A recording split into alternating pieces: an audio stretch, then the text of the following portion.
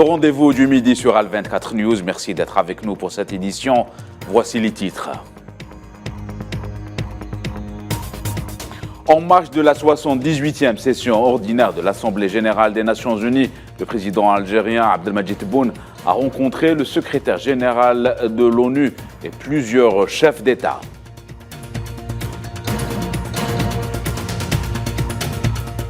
Après plus de 5 mois de conflit armé au Soudan, c'est désormais toute la région qui se trouve menacée selon l'Organisation des Nations unies.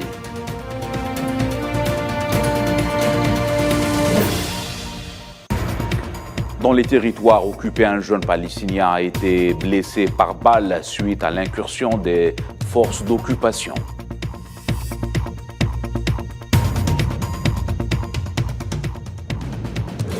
Déplacement officiel du président syrien Bachar al-Assad en Chine, une première visite depuis presque 20 ans.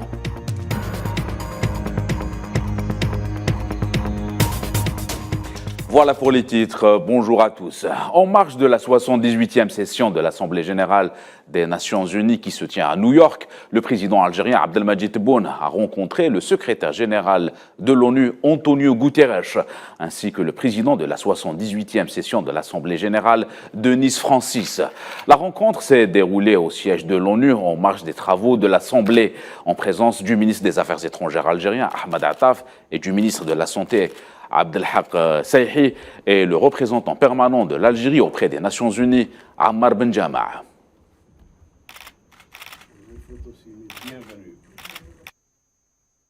Et en marge de cette session, le président algérien Abdelmadjid Tebboune a rencontré son homologue sud-africain Cyril Ramaphosa, ainsi que son homologue cubain Miguel Diaz-Canel et la première ministre italienne Giorgia Meloni, ainsi que le président algérien s'est également entretenu avec la vice-présidente de la République de l'Ouganda, Jessica Rose Alupo, et le président de la délégation tunisienne, Nabil Amar.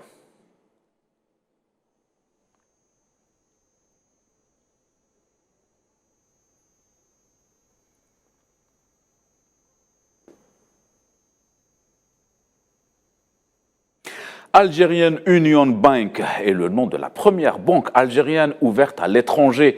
Elle vient d'être inaugurée dans la capitale mauritanienne Nouakchott, dans une démarche à caractère géostratégique pour l'État algérien sur les plans économiques et politiques, en application des instructions du président Abdelmadjid Tebboune visant à faciliter l'investissement et les échanges commerciaux entre l'Algérie et l'Afrique.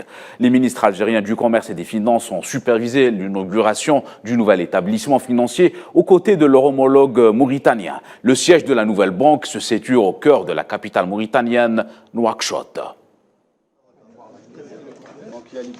Algerian Union Bank a été créée en décembre 2022.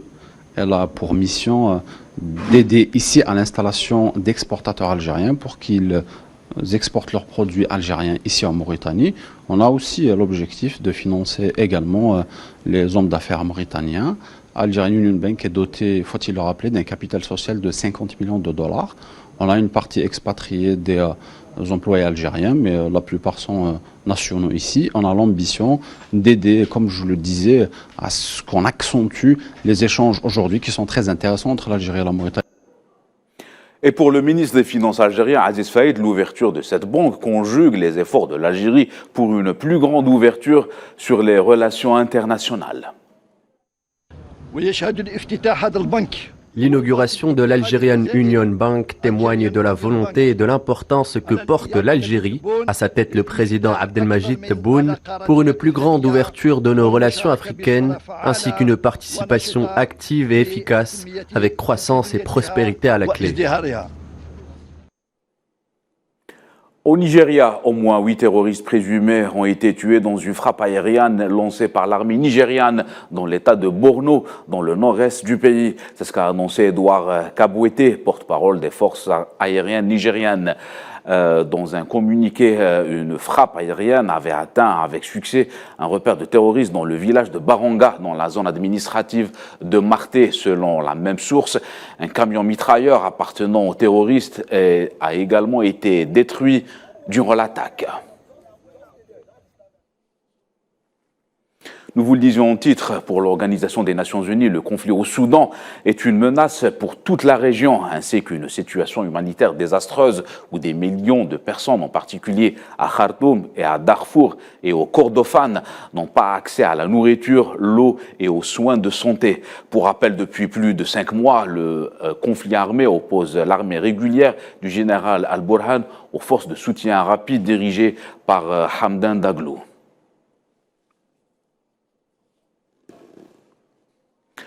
Une instance judiciaire gabonaise a pris la décision de mettre en détention le fils d'Ali Bongo, Andiba Nordine Bongo Valentin, et plusieurs proches du cabinet du président pour des affaires de corruption. C'est ce qu'a annoncé le parquet gabonais.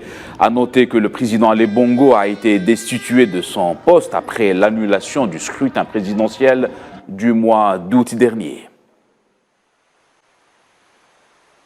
À la suite de ces inculpations, 3 assignations à résidence ont été ordonnées et 7 mandats de dépôt ont été décernés par le juge d'instruction.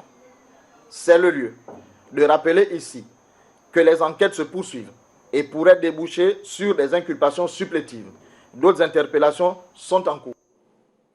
En Libye, c'est dans des conditions extrêmement difficiles que les équipes de secours à Derna continuent les opérations de recherche après plus de 10 jours de la catastrophe qui s'est abattue sur cette ville côtière. Les chances de trouver des survivants s'amenuisent. Le point avec Iman Merad. C'est dans un paysage de désolation que les équipes de secours libyennes et internationales tentent d'avancer dans les opérations de sauvetage à la recherche de personnes disparues ou encore ensevelies sous la boue. L'espoir de retrouver des miraculés s'amenuise 10 jours après les inondations qui ont balayé les villes et régions de l'est du pays. À Derna, où les équipes de sauvetage et ambulanciers qui collaborent avec le Croissant Rouge et le Comité international de la Croix-Rouge évoquent des circonstances difficiles auxquelles ils sont confrontés. Chaque jour, nous extrayons des corps en nombre indescriptible, inimaginable. La situation est tragique, des rues entières ont complètement disparu. Parce que la mort est partout, toutes les larmes, la colère et la tristesse sont gardées en eux. Les gens essayent de paraître bien et patients, mais dès que vous leur parlez, leurs larmes commencent à couler ou ils se mettent immédiatement en colère. La situation est assez difficile. Selon un nouveau bilan communiqué par les Nations Unies, les inondations auraient fait 11 470 morts et 10 000 disparus dans la ville de Derna. Un bilan qui pourrait s'alourdir dès lors que les recherches se poursuivent dans cette ville du nord-est de la Libye. Et les équipes de la protection civile algérienne présentes dans la ville de Derna poursuivent leurs recherches dans les zones sinistrées. Ils ont retiré 198 corps sans vie depuis le début de leur mission de solidarité suite à la tempête Daniel qui a frappé récemment ce pays. C'est ce qu'a indiqué un communiqué de la Direction générale de la protection civile algérienne.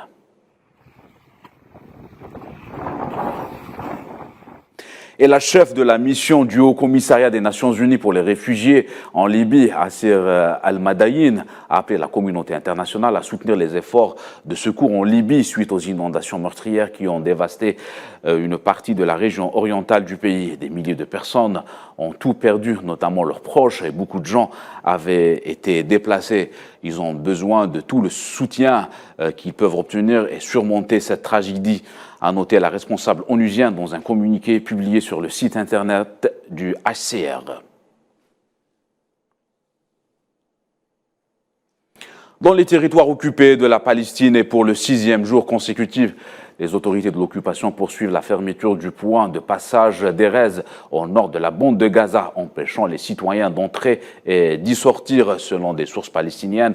Les mêmes sources ont affirmé que les autorités d'occupation ont empêché les civils palestiniens et les travailleurs et même les malades et les commerçants de passer par le point de passage de Beit Hanoun. Pour rappel, ce point de passage et du transport des personnes, de véhicules est le seul point vers Gaza. À Ramallah, un jeune Palestinien a été blessé aujourd'hui jeudi par les forces d'occupation lors de la prise d'assaut du camp de Jalazoun au nord de Ramallah. Des sources locales ont rapporté que les forces d'occupation avaient blessé un jeune Palestinien. En outre, il a été arrêté 2 autres jeunes hommes après avoir perquisitionné leur maison.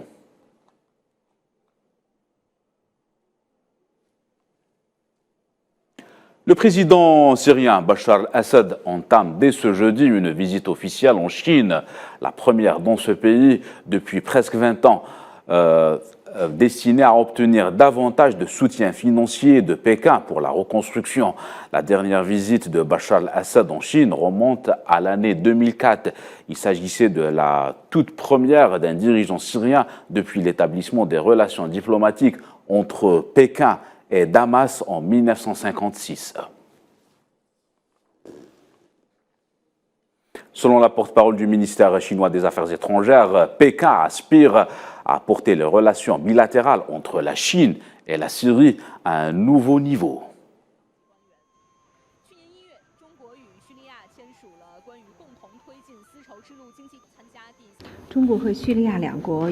La Chine et la Syrie entretiennent une amitié traditionnelle et profonde.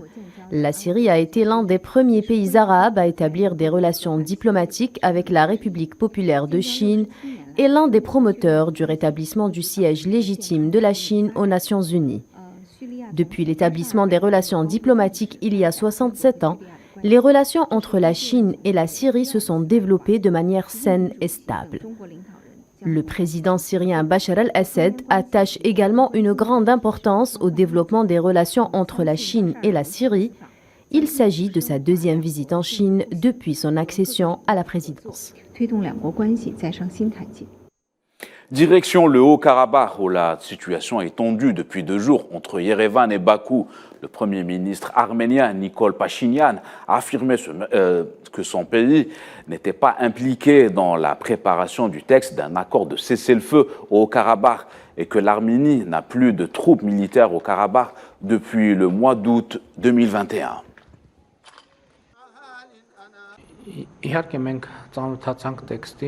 Bien sûr, nous avons pris connaissance du texte de l'accord de cessez-le-feu entre le Haut-Karabakh et l'Azerbaïdjan. Bien que la République d'Arménie n'ait en aucune façon participé à l'élaboration de ce texte et n'a pas participé aux discussions, en tout cas, nous prenons note de cette déclaration et de l'acceptation de cette déclaration par les autorités du Haut-Karabakh. Sur le terrain, les soldats de maintien de la paix russes ont évacué plus de 2000 civils du Haut-Karabakh. C'est ce qu'a annoncé le ministère russe de la Défense, qui a publié des vidéos montrant des camions appartenant aux troupes russes circulant sur la route près de la ville d'Askeran.